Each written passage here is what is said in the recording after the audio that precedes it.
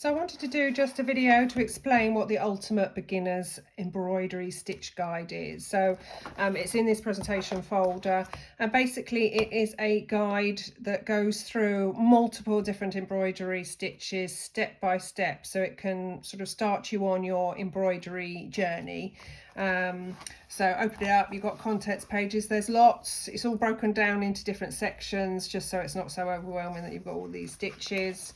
And as you can see, these different stitches, and it is literally step-by-step guide, so down to like the beginning of how to put a knot in your thread to begin with, simple stitches like running stitch, all sorts of things, back stitch, detached chain, and again I have broken it down into sort of really those basic steps so that you can really see what you're doing.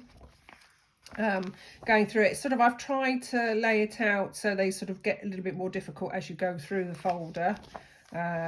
So fly stitch, you know, something like this one here looks quite complicated, but if you've mastered doing the stitch, it's just putting those in a different pattern. So once you've sort of learned and had a go at working out all of these, then you should be able to come up with some really beautiful patterns.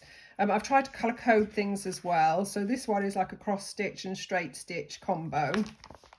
But you can then utilise different thread colours to make it more decorative.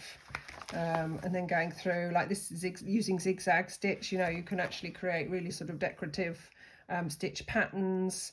So going through, explaining everything. And then when you get back, I've done an additional section which is sort of beads and trim guide.